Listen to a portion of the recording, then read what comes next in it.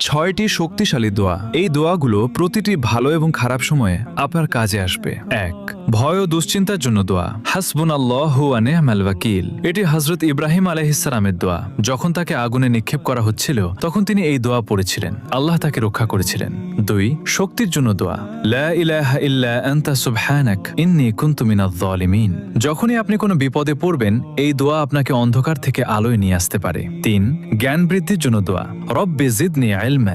৪. যে কোনো কিছু পাওয়ার দোয়া। রব্বি ইন্নী লিমা আনজালতা ইলাইয়া মিন খায়রিন ফাকির। এটি হযরত মুসা আলাইহিস সালামের দোয়া। যখন তিনি একা ও বিপদে ছিলেন তখন এই দোয়া করেছিলেন। আল্লাহ তার জন্য পথ খুলে দিয়েছিলেন। ৫. বরকত ও রিজিকের জন্য দোয়া। আল্লাহুম্মা বারিক লানা। ৬. মনের কষ্ট দূরের দোয়া। আল্লাহুম্মা ইন্নী আউযু বিকা মিনাল হাম্মি ওয়াল হাযান। এটি হযরত মুহাম্মদ সাল্লাল্লাহু আলাইহি ওয়াসাল্লামের দোয়া। তিনি কঠিন সময়ে এই দোয়া পড়তেন। এটি মনে প্রশান্তি এনে দেয়। সবাই কমেন্টে আলহামদুলিল্লাহ